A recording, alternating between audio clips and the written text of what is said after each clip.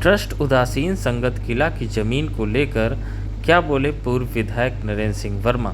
आइए जानते हैं कि क्या कुछ उन्होंने संगत की जमीन के लिए कहा है। संगत को किन लोगों ने डोनेट किया, ठीक है ना। फिर महंत गुरचरण दास जी के नाम कैसे आई, संतोष जी के नाम कैसे आई, उसमें जो मेरे पास जानकारी है उस जानकारी को हम आपको बताना चाहेंगे। और चूँकि सब लोग स्थानीय लोग हैं, सब लोग चाहेंगे कि इस धार्मिक वहीं ये भी बताया जा रहा है कि डीसीएम का ड्राइवर नशे में था, नशे की हालत में वह डीसीएम चला रहा था और टायर फटने की वजह से वह अनियंत्रित हो गया और कई लोगों के ऊपर चढ़ा दिया, जिसमें 3 लोगों की मौके पर ही मौत हो गई। वह कई लोग घायल हो गए जिन्हें अस्पताल में भर्ती कराया गया है। अस्पताल में सभी का इलाज चल रहा है। पुलिस ने शराबी ड्राइवर को हिरासत में ले लिया है और डीसीएम को अपने कब्जे में लेकर कोतवाली सदर में खड़ी करवा दी गई है। मृतकों की शिनाख्त कर उनके परिजनों को सूचना दी जा रही है। वहीं घटना को लेकर काफ़ी लोगों में अफरा तफरी का माहौल मच गया था। नज़ारा बहुत ही गमगीन हो गया। शायद 28 बीघे हो या 25 बीघे, एग्जैक्ट मेरे पास जानकारी नहीं है, वहाँ की बाग बेच दी गई। बाग बिकने के बाद अब जो स्थानीय ग्रामीणों ने उसका विरोध किया कि संगत की प्रॉपर्टी है, तो जिन लोगों ने बाग बेची होगी या बेची थी उन लोगों ने कहा कि यहाँ पर हम इंटर कॉलेज बनाएंगे, इस पैसे से आप बाग को कट जाने दें। एन केन प्रकार में बाग कट गई और वो पैसा गायब हो गया। वहाँ पर तमाम ज़मीनें इचौली में बेच दी गई, जिन पर लोग काबिज हैं। कुछ लोगों ने अपने आशियाने बना लिए और कुछ लोग ऐसे काबिज हैं। इसी तरह बिस्वा रोड पर लगभग 6.5 बीघा ज़मीन की रजिस्ट्री कर दी गई संगत के तथाकथित महंतों के द्वारा। रजिस्ट्री कर दी गई, उसका भी मुकदमा शायद कोर्ट में सब जुडिस है दाखिल खारिज कैंसिल हुई, लेकिन लोगों के पोजीशन है मकान बने हुए। बिस्वा रोड पर पूरे प्लाट की जहां पर कल तथाकथित लोगों ने भूमि पूजा की है, इस पर भी संभवतः 94 हो, 95 हो, 96 हो, एग्जैक्ट तो मुझे नहीं याद है, एक बार प्लाटिंग की जा चुकी है, जिस पर स्थानीय जनता ने के विरोध के बाद उस प्लाटिंग को स्थानीय लोगों ने उखाड़ कर फेंक दिया। इस मामले को जब जमीन बिकी, मैं विधानसभा में भी मैंने उठाया था। सरकार का जवाब ये था कि ये धार्मिक ट्रस्ट, ये ट्रस्ट नहीं है, इसलिए इस जमीन को रोकने का, सरकार को बिक्री को रोकने का सरकार का कोई अधिकार नहीं है। आज हालात ये हैं, जो मेरे पास जानकारी है कि गुरचरण दास जी को ये ज़मीन मिली थी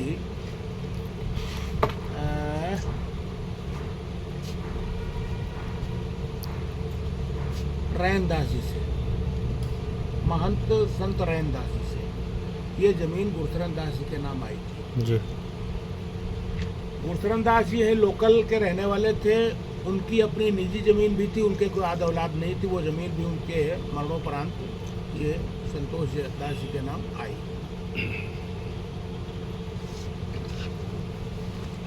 इसका कोई भी ट्रस्ट पंजीकृत नहीं है,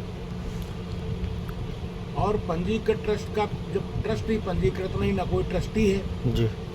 जो मेरे पास जानकारी है, जो सही है या गलत है ये तो बाद में होगा, लेकिन मेरे पास जानकारी कि इसका कोई भी पंजीकृत ट्रस्ट नहीं है। 20 लगभग 20 वर्षों से इस जमीन को श्री संतोष दास जी देख रहे हैं। लगभग 60 बीघा जमीन बिस्वा रोड पर है, 25 से 28 बीघा जमीन इचौली में होगी, और मुंडेड़ा में ज़मीन है। डेरा संगत की बाग है, अंदर लगभग 10 बीघा के आसपास होगी। उसकी फसल से जो प्राप्तियां हो रही हैं उसका संतोष दास ने क्या किया, लगभग 22-23 वर्षों से सैकड़ों बीघा जमीन हुई, क्या किया? मेरे हिसाब से दुरुपयोग किया गया है। जो एग्रीकल्चर से प्राप्त हुआ, बाग से प्राप्त हुआ पैसा कहाँ पर है? और पैसा संगत के मेंटेनेंस लगाया गया? बिल्कुल नहीं लगाया गया। कोई धार्मिक आयोजन हुए हों, कोई सांस्कृतिक आयोजन हुए हों, कोई शैक्षणिक आयोजन हुए हों, तो ऐसे कोई आयोजन भी संगत के द्वारा महमूदाबाद में विगत 22-23 वर्षों में मेरी जानकारी में नहीं हुए। आप सब लोग स्थानीय लोग हैं, इसका आप भी पता कर सकते हैं।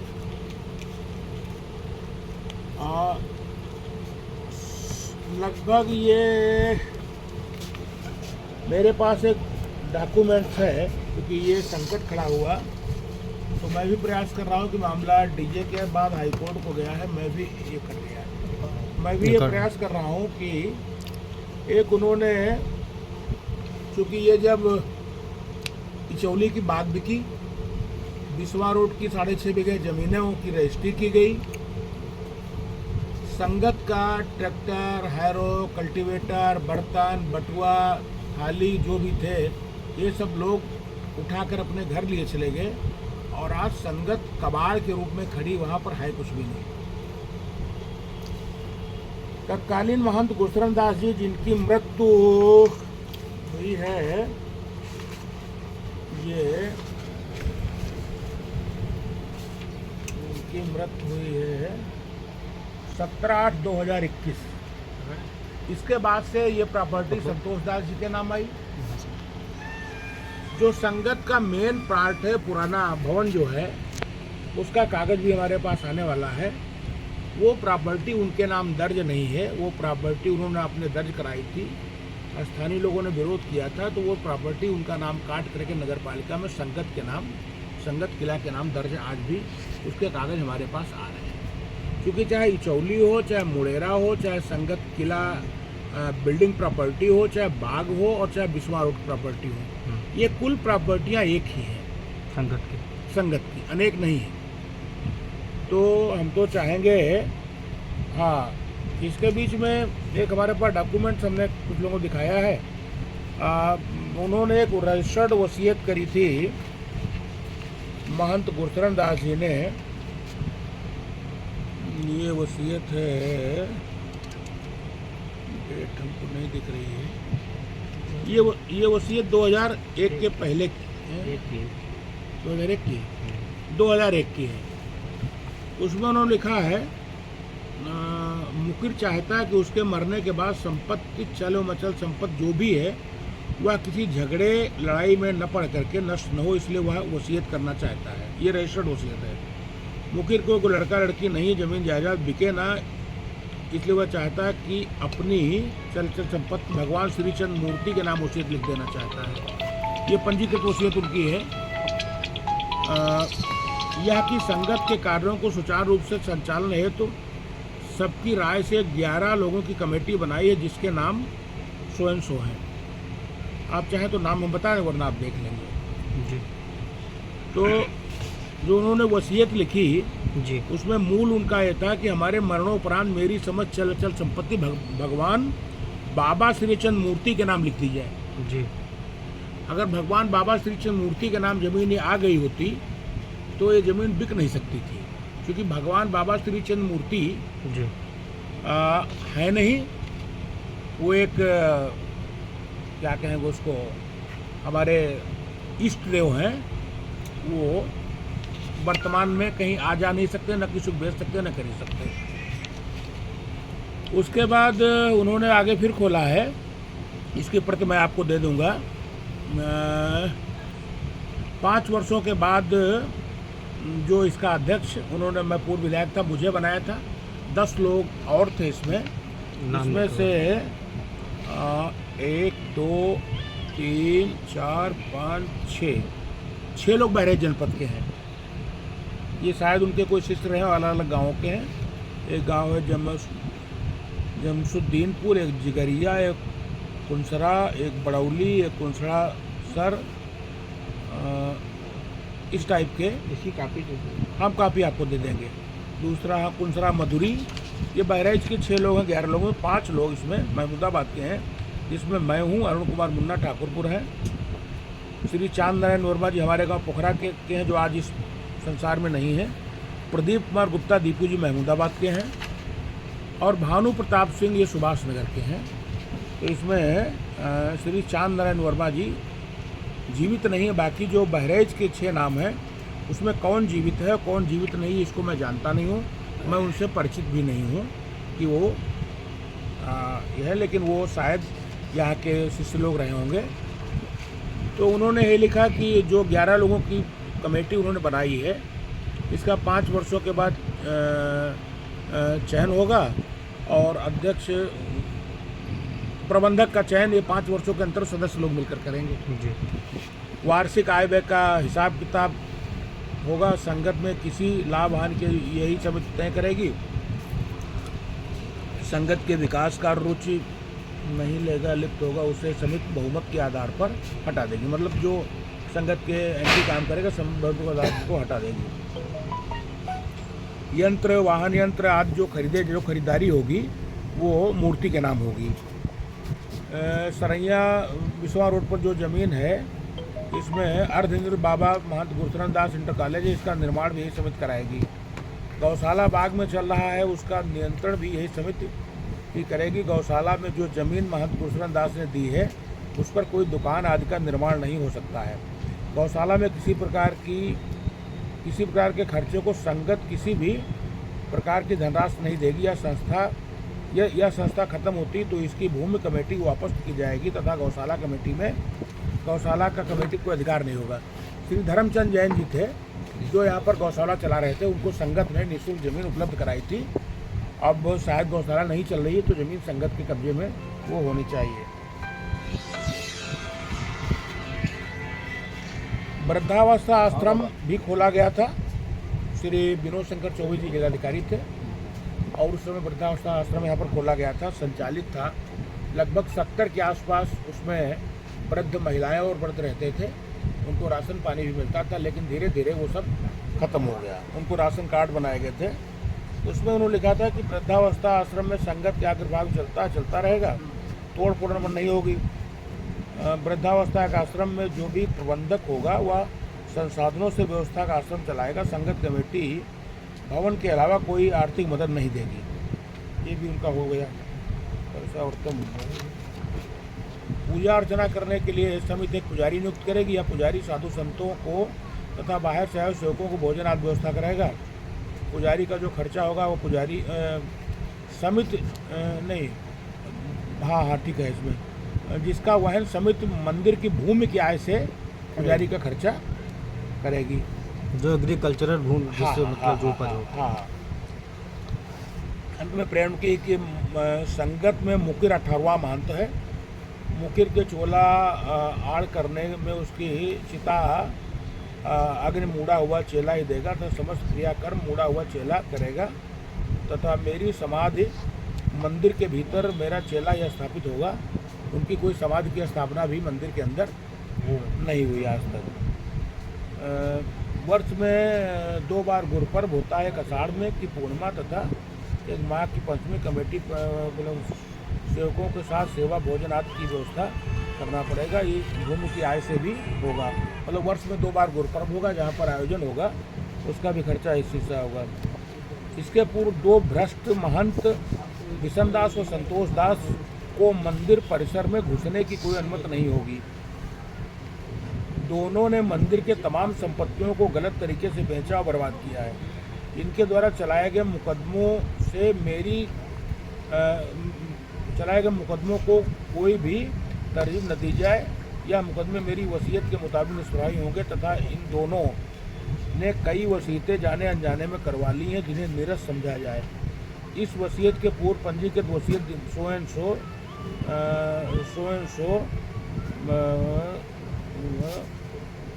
पर की गई हैं। उक्त वसीयतों व अन्य को भी वसीयतें हैं मुकरनामे आज ने मेरे द्वारा किए उन्हें एतद द्वारा निरस्त किया जाता है। यह कि मुकीर द्वारा अंतिम वसीयत उपरोक्त शर्तों को ध्यान में रखते हुए भगवान श्रीचंद मूर्ति के नाम अपनी समस्त चल अचल संपत्ति व हैसियत संकड़ी भूमिधर दिख रहा है, जो कि अब तक अभी जीवित रहा। महंत गुरुचरण दास के मरने के उपरांत संपत्ति भगवान श्रीचंद मूर्ति को समर्पित हो जाएगी तथा इसका सर्वराकार मेरे द्वारा गठित कमेटी ही करेगी, जो कि वसीयत में मैंने पीछे गठित कर दी है। लिहाजा आज दिनांक 9 जुलाई 2021 को यह वसीयतनामा बिला मायकी लिख दिया गया। जबरदस्ती वसीयत है। इसके अलावा यदि कोई पकड़ कर जबरदस्ती वसीयत करा तो मान नहीं होगी। ये उनकी रजिस्टर्ड वसीयत है 9 जुलाई 2001 को उन्होंने की। उसके बाद ये मामला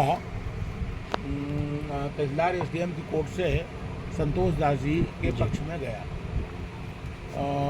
सिविल कोर्ट से भी कोई आदेश हुआ था, क्योंकि हम राजनीतिक लोग हैं, हमारा संगत को चलाने का ना कोई अनुभव, ना हमारा कोई मतलब है, ना कोई मुद्दा है। उस समय भी हमने प्रयास किया था कि संगत की ज़मीन, क्योंकि ये धार्मिक प्रॉपर्टी है, इसमें पब्लिक इंटरेस्ट के काम होने चाहिए, सामाजिक शैक्षणिक धार्मिक काम होने चाहिए, इसलिए हमने उस समय इसमें अपनी हाथ बटाया था। आज हम महमूदाबाद के लोगों से ये अनुरोध और अपील कर रहे हैं कि और प्रदेश के मुख्यमंत्री और देश के प्रधानमंत्री से कि इन धार्मिक संपत्तियों को जो कौड़ियों के भाव बेचने का प्रयास किया जा रहा है उसको रोका जाए। माननीय प्रधानमंत्री जी और प्रदेश के मुख्यमंत्री श्रीमान योगी जी इसमें हस्तक्षेप करें, और सत्ता पक्ष के जनप्रतिनिधियों से मैं चाहूँगा, माननीय सांसद जी से, माननीय विधायक जी से, एमएलसी साहिबान से, कि ये कोई राजनीतिक विषय नहीं है और न मैंने कोई राजनीतिक बात की है। सब लोग मिलकर के इस संपत्ति को बिकने से बचावें और इसका सदुपयोग हो, इसके बारे में जहाँ भी लोग चाहेंगे हम उनके साथ बैठने को तैयार हैं। ये कोई धार्मिक, ये कोई राजनीतिक इशू नहीं है, इसका सदुपयोग हो, दुरुपयोग न हो। जो लोग इसको बेचना चाहते हैं वो पहले भी दरियापुर की संगत को बेच चुके हैं, वो पहले भी रामपुर कला में संभवतः दुहरा गांव होगा, वहाँ की संगत को बेच चुके हैं। तो ये तो एक गैंग है जो साधु के भेष में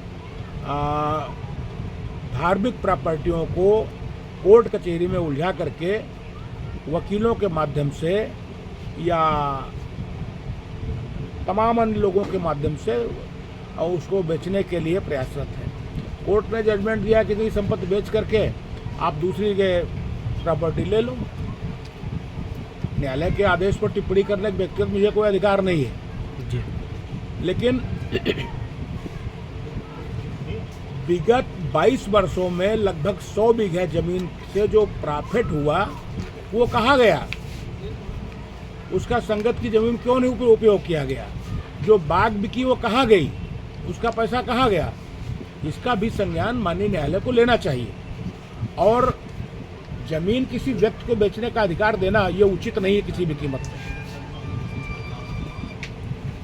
करोड़ों रुपये प्रॉपर्टी है, इसका सदुपयोग हो, पब्लिक इंटरेस्ट में, सामाजिक, शैक्षणिक और धार्मिक इंटरेस्ट में हमारा यह प्रयास होगा। और इसमें हम आप सबका, चूँकि आप सब लोग स्थानीय लोग हैं और एक चीज़ से आप वाकिफ़ हैं, इसलिए आपसे हमारा अनुरोध है कि आप सब लोग भी इसमें यथासंभव अपनी भी मदद दें। और निश्चित तौर पर हम महमूदाबाद के आप सबके आभारी हैं कि पत्रकार साथियों ने भी इस मामले को बढ़ चढ़ करके उठाने का प्रयास किया है। चूँकि धार्मिक संपत्ति है, इसका शैक्षणिक, धार्मिक, सामाजिक उपयोग हो तो हमारे लिए कोई बात होगी तो हम उसमें सहयोग करेंगे। और अभी हम डॉक्यूमेंट इकट्ठा कर रहे हैं जी। हम भी किसी लायर से बात करके, और हम तो चाहेंगे कि सब लोग मिल करके किसी लायर से बात करके अगर इस पंजीकृत वसीयत के आधार पर इस ज़मीन की बिक्री रोकी जा सके तो सक्षम न्यायालय में हम जाएंगे और ज़मीन की बिक्री को रोकने के साथ साथ इसका, मैंने पहले कहा कि समुचित सदुपयोग जो हो उसके लिए अगर कोई रास्ता सब लोग मिलकर निकालेंगे, उस रास्ते में हम साथ हैं। हम किसी भी कीमत में चाहेंगे कि सामाजिक, सांस्कृतिक और धार्मिक विरासत संगत जो हमारे पूर्वजों ने बनाई होगी, जो परिकल्पना की होगी, उन्होंने शायद अगर ये सोचा होता कि इसका दुरुपयोग ऐसे होता तो शायद इसकी संरचना के बारे में, निर्माण के बारे में वो कभी नहीं सोचते। आप सबका बहुत बहुत आभार, धन्यवाद।